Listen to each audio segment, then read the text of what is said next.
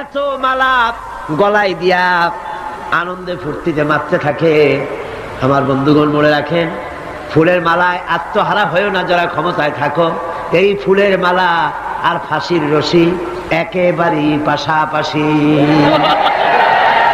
ফুলের মালা থেকে ফুলগুলি ঝরে পড়লেই ওই রশিটাই ফাঁসি হওয়ার জন্য যথেষ্ট, ঠিক কিনা?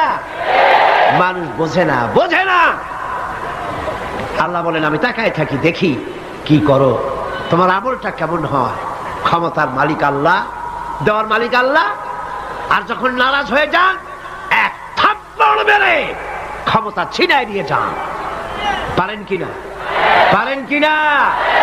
ইতিহাস সাক্ষী। কিন্তু ইতিহাসের সবচেয়ে বড় শিক্ষা যে মানুষেরা ইতিহাস থেকে শিক্ষা গ্রহণ করে না। জগৎ